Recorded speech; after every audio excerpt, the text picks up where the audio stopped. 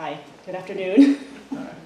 When Marie asked me to do this in March, it seemed like a better idea than it is all week.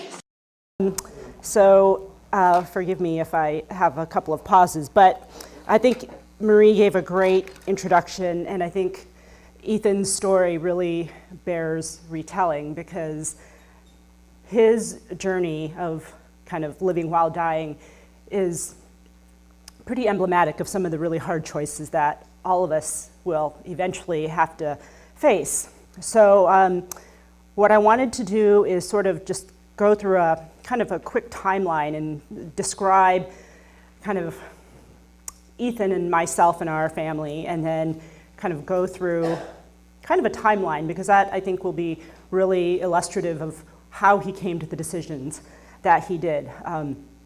So Ethan and I, as Marie mentioned, we're both professors at Western, and we were friends for a really long time before we got together. We have a 9-year-old son, Miles, and Ethan has a son from his first wife, Seth, who just turned 12. So much of the decision making in Ethan's sort of heart and his head was really about having his kids see him suffer, and really kind of, sounds funny, but really trying to set a good example for this. So in late March of 2010, Ethan and I and Ethan's family went to Mexico for spring break. And it was the day that we left for Mexico that Ethan said, "My mom is a great cook." And Ethan said, "God, I think I ate too much of your mom's food. I, kind of have an upset tummy."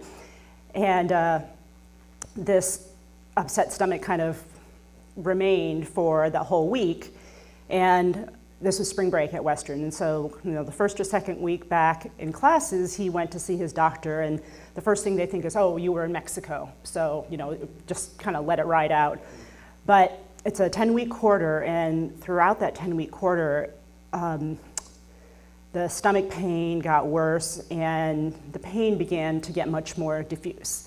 And what you need to know about Ethan is that he played basketball at Western like 3 or 4 times a week. He rode his bike to school, super active guy, and a couple of kind of misdiagnoses. They had him tested for tuberculosis and all these things, and there just wasn't any clue as to what was happening with him, and he finally insisted on a colonoscopy, and this was at the end of May. So he had been teaching for an entire quarter with this diffuse pain, and we went to see the doctor the Friday of week 9, and it's the news that you never want to get, but we had it, and Ethan and I drove directly to St. Joe's. So this was kind of, I'd say, early June of 2010.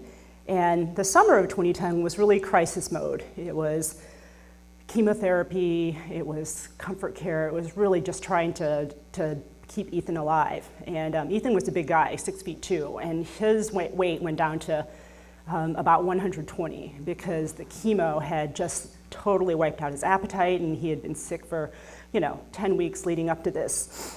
And so it was kind of crisis mode, summer of 2010. And in about August of that year, the chemo kicked in. He started kind of feeling sort of more like himself. And I sort of took some notes this morning, and I would say the fall and winter of that time was past the crisis mode, and it was sort of the new normal. So we've often heard that term, and it was kind of our new normal, where I was teaching at Western. Ethan had been granted a medical leave, but we still had kids to raise, and Ethan's mom flew out from Portland, Maine, where Ethan grew up, and she lived with us the entire time Ethan was sick, and that was just great. I mean, it basically took 3 adults to raise 2 kids, and it was a really positive kind of happening for us. And so January and March sort of continued this new normal. And Marie had mentioned his blog, and so I printed out some really what I thought were appropriate passages. And one of the things he writes in February of 2011, and Ethan and I had never taken a vacation before without the kids, so we went to Maui for a week. And he writes, "I don't want to give the impression that life with terminal illness is all doom and gloom. In fact, that's exactly the opposite of the point I want to make. The key to dying well is living well as long as possible. I've just had a very fun week and one of the best vacations I've ever had." So he made this voluntary decision 2 weeks before we went to Maui to stop chemo, because chemo really made him feel awful. And what was happening after the chemo started working, it probably kind of stopped working in about March. And it was at that time a whole bunch of things happened all at once. And spring quarter of 2011, exactly a year after Ethan was first diagnosed, he wanted to go back to teaching. So he taught at the time he didn't know, but we were pretty sure, it was his final class at Western. And it was the psychology, I think it was lifespan development. So covering from birth to death. And a year earlier, he had to stop teaching the last week of class because he had gotten sick, and it really meant a lot to him to be able to teach that class again. And I think Ethan's decision calculus, it didn't come easily at all, because as I mentioned, we have 2 young boys, and things were just like, great view on South Hill, all these things that made a really great life. But the calculus in it is, in retrospect, it was really the right thing to do, but it was just watching a person you love kind of begin to lose that capacity and begin to really lose this desire to continue living it's really obviously a difficult decision. And so I mostly want to read a couple of passages from Ethan's blog because it's his words and he says it really well. The thing about Ethan's cancer is that by the time it had been diagnosed in early June of 2010, it had already metastasized. So it had metastasized to his bones, and that was one of the things that made him realize it was pretty serious, that it wasn't just tuberculosis or Crohn's disease, which is another one of the things, but it was that metastasis to his bones that really began to debilitate him. And I mentioned what a really active person he was. And the bone pain was really under control for a number of months until the chemo stopped working. And at that time, Ethan writes in March of 2011, "Things have changed for the worse. Specifically, my bone pain has increased and is currently not under control at an acceptable level. Until last Wednesday, March 2nd, I was using 50 micrograms of fentanyl, which is 100 times more powerful than morphine for bone pain, and 10 to 20 milligrams of oxy per day for breakthrough pain. My pain was controlled at about 2 on a scale of 0 to 10. Now I'm using 100 micrograms of fentanyl and 80 milligrams of oxy for breakthrough pain. My bone pain is variable, but it's around 8 when I get up, dipping to 5, and then rising again to around 8 at bedtime. My hips and thighs are the most painful areas, which makes me walk slowly and with a limp. And the disadvantage of the increase in painkillers is that it makes it difficult to maintain mental focus." So, as Marie mentioned, he was a professor at Western, and one of the things that really meant a lot to Ethan was his mental clarity and his mental focus. And as the dosage in the painkillers increased, he really began to feel a lot more fuzzy-headed, and he just absolutely didn't want that. So a few weeks later, he posts, "I'm still alive. Sorry I haven't posted. The main reason is that I've been too tired after my last chemo. But I've decided not to do any more chemo, because I can't stand the fatigue, which makes my existence feel useless and pointless. I think people have trouble understanding this, but the fatigue is worse than the pain because the fatigue robs me of my mind and thus my identity. So he would have rather been in this excruciating pain, but as that became uncontrollable, that really to him was kind of the tipping point that made him realize that he needed to start making some decisions. I would rather be able to enjoy the time I have left than to have a longer time but be miserable.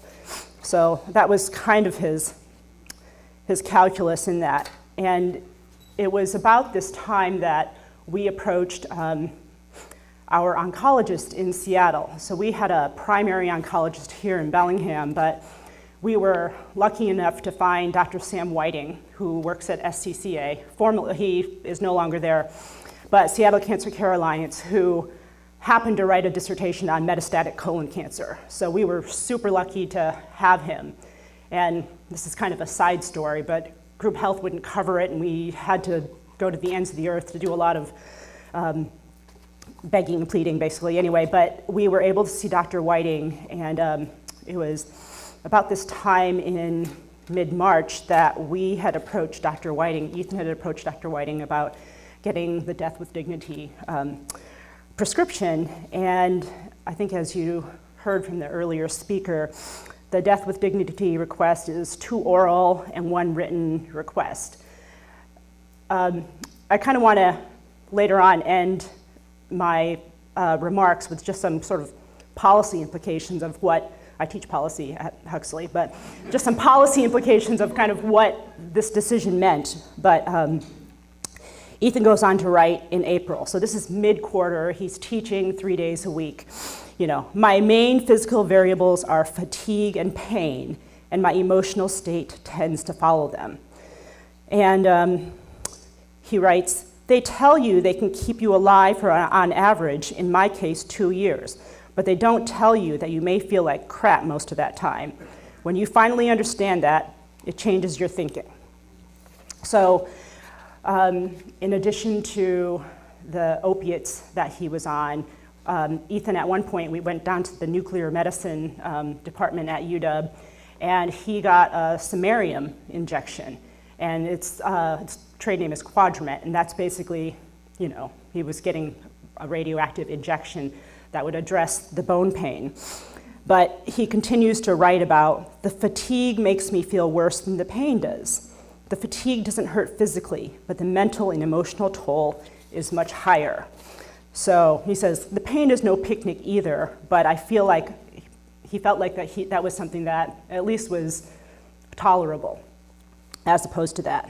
And then at this point in, I think it was early March, that Ethan entered hospice, and hospice was just a fantastic resource for us here in Bellingham. And I don't see her, but our hospice nurse, Hannah, are you here, Hannah? She was fantastic, and it was it was a really it was just a really great resource for us. And he went on to write that, you know, with cancer care, terminal cancer care, it's like going to the mechanic, where the doctors will always try to give you a little tune-up or fix you up or put in a little bit of oil. But hospice is more about, you know, the holistic care of the car. Not that he was comparing himself to a car, but he kind of was. So, but he also said that he really came to peace when he stopped the chemo. And going into hospice, he writes this, I will say that I'm happy with my decision to resume working, stop chemo, and enter hospice. Traditional medical care treats illness as a battle. Living is winning, dying is losing. But I find this battle metaphor unhelpful in dealing with terminal illnesses like mine. Living is not winning if the quality of life is low. And I don't accept that dying is necessarily losing. I think it's possible to die well, and that the inevitable end does not have to be considered defeat. I much prefer the hospice care approach with a focus on quality of life. I'm not trying to get better or live longer. Those things would be nice, but they're not my goal. My goal is to feel as good as possible for as long as possible. And he later writes, after we had gotten the prescription for death with dignity, we had stored the medication in a safe. And he says, when we first obtained the drugs, that I don't know when I'm going to use them, but I feel comfort in knowing that they're there. And he says, when the time comes, you know. And so his last blog post, I expect this will be my last post. I have limited energy to write, so I'm not going to spend it justifying my decision by describing how poor my quality of life has become. You'll just have to trust that my quality of life has been unacceptable to me and that I am a reasonable person. As I've said before, I'm glad that I happen to live in one of the two states that allows me to legally end my suffering. Otherwise, I guess they would just keep increasing my dosage of painkillers until I become comatose and starve to death while somebody else wiped my ass. I don't doubt that for some families that feels like meaningful time, but I would rather spare myself and my caregivers the unnecessary experience, and often feel that it would be valuable for others to go through it as well. So that was his last post. And I wanted to just say a couple of things sort of about the process of how Death with Dignity worked with us. Ethan and I, both professors, we really had the resources and the wherewithal to really fight with the insurance to get down to SCCA to see a doctor. But so Ethan died June 13, 2011, and in the 5 years, I don't know how much has changed, but a couple of things that I was thinking about in preparing for today was, at the time, I don't know if it's true today, no Bellingham doctors were willing to be our first signatory on the Death with Dignity. So you need 2 doctors' signatures. And our Bellingham oncologist said, I'm just not comfortable doing that. So, one of our appointments to Seattle, so I was doing a lot of driving, obviously, our Seattle Dr. Whiting was like, I really respect this decision. This is about quality of life, absolutely. And so after you obtain that prescription, there's still a waiting period, and then we had to come back and meet with the pharmacist. I mean, it's got a lot of checks in there. So I think as I'm watching the debates about other states who want to pass Death with Dignity, there's concern that it might be abused. And I mean, I can tell you from my personal perspective that in no way was it pleasant, but there were a lot of safeguards, that there was no way, somebody could kill somebody else using Death with Dignity. But that was really painful for us, that our Bellingham doctor either couldn't or wasn't able to support Ethan's decision. The second thing I wanted to mention, and again, I don't know if anything has changed in the 5 years since Ethan died, is that our beloved hospice nurse couldn't be with us when Ethan died because it's Peace Health. So that, Hannah came to our house that morning, and Ethan had chosen a day, and Hannah came and she spent time with us, and then she said, I have to leave, I'm not allowed to be here. And so I called her, later in the day. And that, I think, was probably the more heartbreaking than the whole signature thing, because this woman who had been with us for several months, kind of guiding us and helping us through, Ethan's passage, wasn't allowed to be with us. So I guess I'd like to hear, maybe in the Q&A, some perspective on whether or not that has changed. I don't know, Marie, if you've talked about them, but what was really helpful for us was a group called Compassion and Choices. And so they were actually our sort of counselor, Arlene, was able to drive up from Seattle and be with us that day. So that was really helpful. And I'm happy to answer questions or tell you a little bit more about my perspective. I think Marie mentioned Ethan's blog, which you can probably find, or I can get. Okay, great, thanks. So, gratitude and grace.